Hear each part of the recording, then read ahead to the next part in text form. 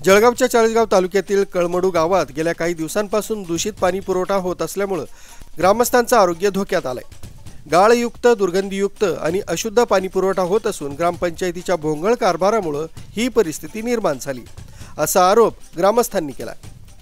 गावातील नागरिकांना उलटी, जुलाब, ताप, त्वचा रोगाचा त्रास सुरू झाला असून याबाबत अनेक वेळा ग्रामस्थांनी ग्रामपंचायतीकडे तक्रार करूनही ग्रामसेवक कुठलंही लक्ष देत नाहीत, म्हणून ग्रामस्थांनी थेट ग्रामपंचायत कार्यालय गाठलं।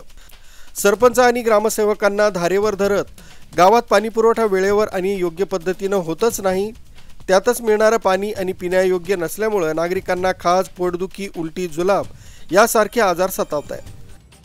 गावाचा पोलीस पाटील असून आमच्या दलित वस्तीला पाणी पुरवठा बिना टीसीएलचा होत असून वारंवार त्यांना सूचना देऊन ते सदर पाण्यामध्ये टीसीएल पावडर टाकत नाही आणि परत सांगायला गेले की सांगत आम्ही टीसीएल पावडर टाकली व आज मलिना डॉक्टरांनी नमुना घेतला, त्यात कुठली टीसीएल पावडर आढळून आलेली नाही। त्यांनी आज ग्रामपंचायतला पत्र दिलेलं आहे।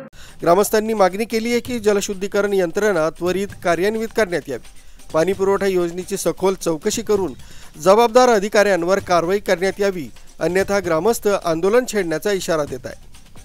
दीपक जाम, चाळीसगाव स्पीड न्यूज, जळगाव।